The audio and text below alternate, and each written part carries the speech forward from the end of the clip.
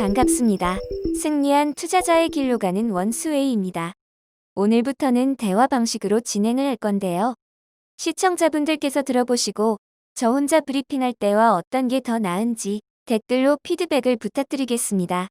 오늘은 두손파파가 11월 13일에 투자한 SK렌터카를 분석한 내용을 말씀드릴 건데요. 그러면 지금부터 두손파파가 SK렌터카에 투자한 이유에 대해서 알아보겠습니다. 먼저 SK렌터카는 차량을 렌트해주는 회사로 알고 있는데 맞나요? 네, 맞습니다. 현재 SK렌터카는 차량을 대여해주는 사업과 중고차를 매매하는 사업을 하고 있습니다. 중고차 매매라고 하면 SK엔카가 떠오르는데요. 그러면 SK엔카도 SK렌터카가 운영하는 건가요? 아닙니다. SK엔카는 현재 엔카닷컴이라는 회사가 운영하고 있고, 이 기업의 최대 주주는 100% 지분을 보유한 호주의 카세일즈 홀딩스입니다. SK렌터카는 주로 장기 렌트나 리스에 사용되었던 차량의 계약이 만료되면 중고차 시장에서 해당 차량을 판매하고 있습니다. 네, 그렇군요. 그러면 렌트카 사업과 중고차 판매 사업의 매출 비중은 어떻게 됩니까? 네, 차량을 대여해주는 렌트카 사업은 전체 매출에서 66.8%의 비중을 차지하고 있고, 중고차 매매를 통한 매출은 29.2%가량 차지하고 있습니다. 들어보니깐 차량 대여와 중고차 매매를 통한 매출이 대부분이네요.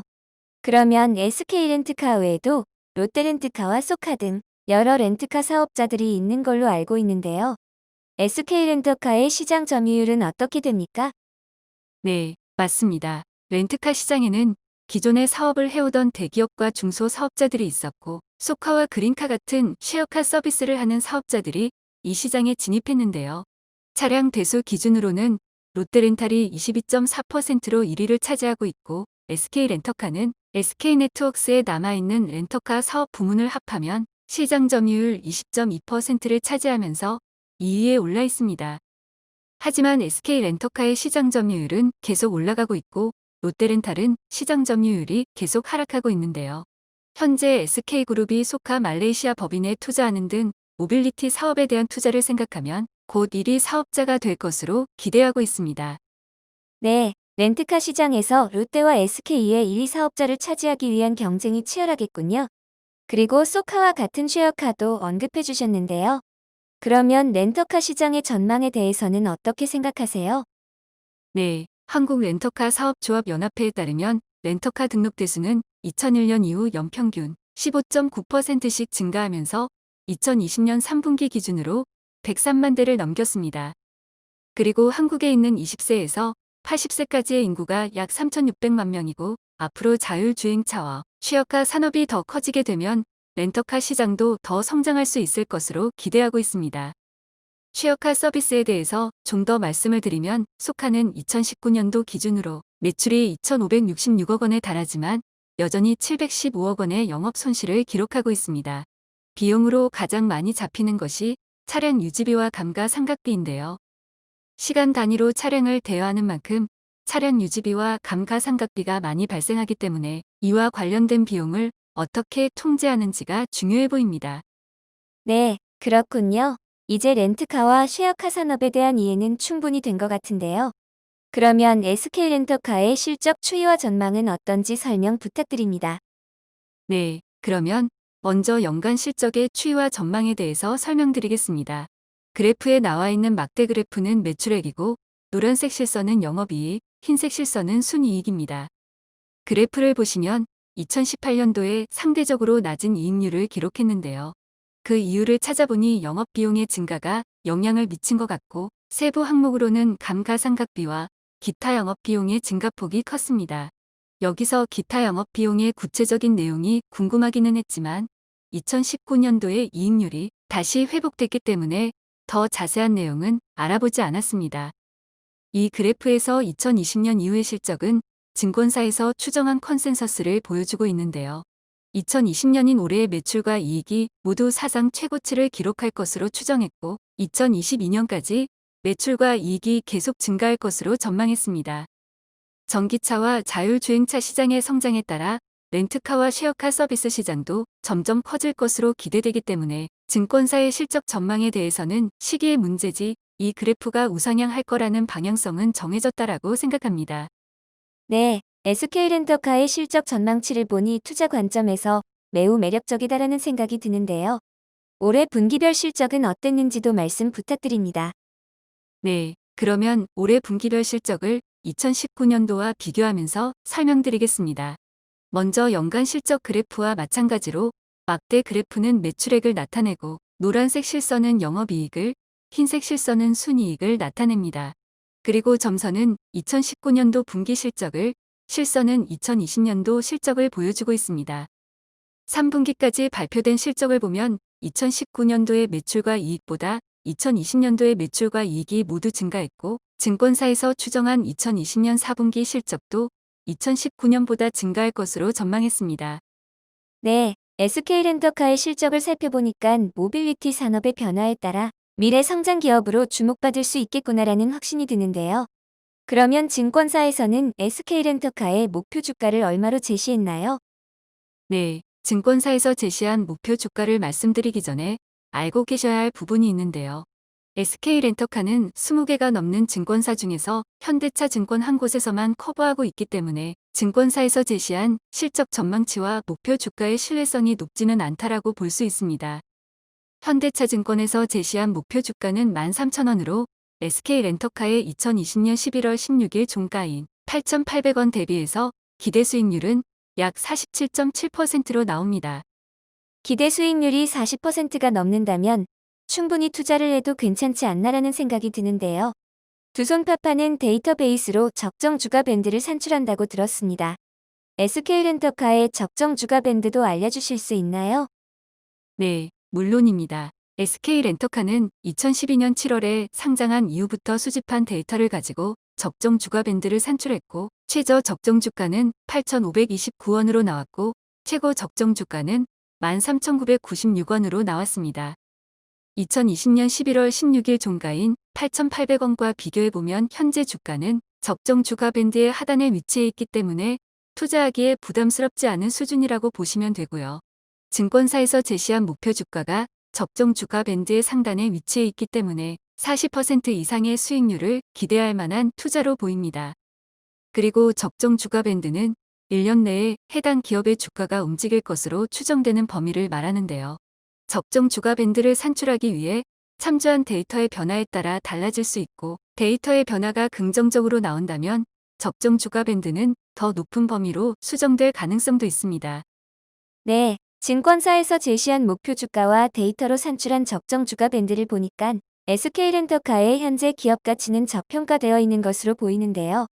혹시 투자 관점에서 더 살펴봐야 할 것이 있나요? 네, 두손파파는 기업을 분석할 때 과거와 현재, 그리고 미래에 대한 자료를 모두 보는데요. 지금까지는 현재와 미래에 대한 얘기가 대부분이었다면 지금부터는 과거와 현재에 대한 자료를 보면서 말씀드리겠습니다.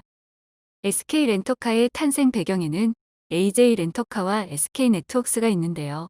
SK그룹에서는 SK네트워크스를 통해 렌터카 사업을 시작했고, 2019년 1월에 코스피 시장에 상장되어 있던 AJ렌터카를 인수했습니다.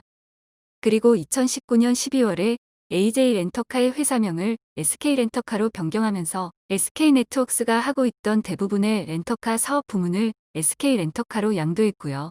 이러한 행보를 봤을 때 SK그룹에서는 SK렌터카를 중심으로 미래 모빌리티 사업에 대한 투자를 계속할 것으로 보입니다. SK렌터카의 경영진을 보시면 한동주 대표와 김현수 실장을 비롯한 대부분의 경영진이 SK네트워크스에 계시던 분들이 사업을 이어나가고 있습니다. 현재 SK렌터카에서는 스마트링크라는 브랜드를 내세워 홍보를 하고 있는데요. 이와 관련된 사업은 윤민호 실장이 담당하고 있는 스마트링크와 관련된 홍보 영상을 잠시 보고 가겠습니다. 회사 차를 주말에 직원들이 쓸 수 없을까? 비대면으로 차를 고를 순 없을까? 운전은 좋지만 차는 전혀 모르는데. 당신에게 딱 SK렌터카 스마트링크 비대면 계약 스마트 케어까지 차가 아닌 칼라이프를 바꿉니다. SK렌터카. 다음으로 SK렌터카의 주주 현황을 보시겠습니다. SK 렌터카의 최대 주주는 SK네트워크스로 72.98%의 지분을 보유하고 있고요. 이외에 국민연금공단이 8.45%, 한국투자신탁운용에서 7.07%를 보유하고 있습니다. SK네트워크스의 최대 주주는 SK그룹의 최상위 지주사인 주식회사 SK가 39.14%를 보유하고 있고 자사주로 11.94%를 보유하고 있습니다. 그리고 최상위 지주사인 주식회사 SK의 최대 주주는 최태원 회장으로 18.44% 지분을 보유하고 있고 특수관계자와 자사주 등을 합하면 과반 이상을 확보한 상태입니다. 따라서 SK렌터카는 최태원 등 오너 일가가 지배하고 있는 기업으로 경영권과 관련된 리스크는 없는 것으로 보시면 될 것 같습니다. 네, 말씀하신 대로 모빌리티 분야는 SK그룹 차원에서 키우려는 사업이다 보니까 경영진과 주주 구성도 탄탄하게 잘 갖춰진 것 같습니다. 그러면 마지막으로 정리하는 차원에서 SK렌터카의 투자 포인트와 리스크 요인에 대해서 말씀 부탁드립니다. 네, 그러면 먼저 투자 포인트에 대해서 말씀드리겠습니다. 첫 번째 투자 포인트는 전기차와 자율주행차 시장의 성장함에 따라 차량 렌트와 쉐어카 서비스에 대한 수요는 증가할 것으로 예상하고 있기 때문에 시장 점유율 1위를 넘보는 SK렌터카도 수혜를 받을 것으로 기대하고 있습니다. 두 번째 투자 포인트로 SK는 그룹 차원에서 미래 모빌리티 산업에 투자하고 있기 때문에 SK렌터카는 모빌리티 분야의 다른 계열사나 SK그룹이 투자한 기업과 협업해 나가면서 SK그룹의 지속적인 지원을 받을 것으로 기대합니다. 모빌리티와 관련된 서비스의 미래 모습은 우리 머릿속에 다양하게 그려볼 수 있는데요. 그 그림은 각 기업들이 제시한 비전을 담은 영상을 통해서도 보실 수 있습니다.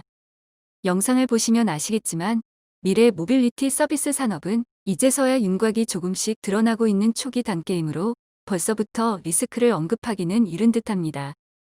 그래서 미래의 모빌리티 제조 및 서비스와 관련된 기업에 대한 투자는 투자자가 생각하는 비즈니스의 방향성과 해당 기업의 비즈니스 방향성이 일치하는지가 중요하다고 생각하고요. 그 방향성이 맞는지에 대해서는 관련 기술과 비즈니스에 대한 공부를 계속할 필요가 있습니다.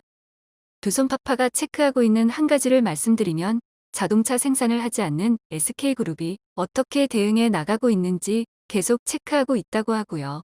SK그룹 차원에서는 SK하이닉스나 SK이노베이션과 같은 미래의 모빌리티 산업에 필요한 것을 생산하는 계열사가 있다는 점은 큰 이점이 될 것으로 생각합니다. 네, 말씀을 들어보니까 영상에서 봤던 플라잉카나 자율주행차와 관련된 산업은 아직 초기 단계라서 불확실하다는 리스크는 분명히 있는 것 같네요. 하지만 앞서 말씀하신 대로 비즈니스의 방향성은 정해졌으니까 투자하는 기업의 방향성에 공감한다면 충분히 투자를 해도 될 것 같다는 생각이 듭니다. 오늘 이렇게 SK렌터카에 대한 자세한 얘기를 들려주셔서 감사드리고 저희와 함께 해주신 시청자분들께도 감사의 말씀을 드립니다. 이상으로 승리한 투자자의 길로 가는 원스웨이였습니다. 감사합니다.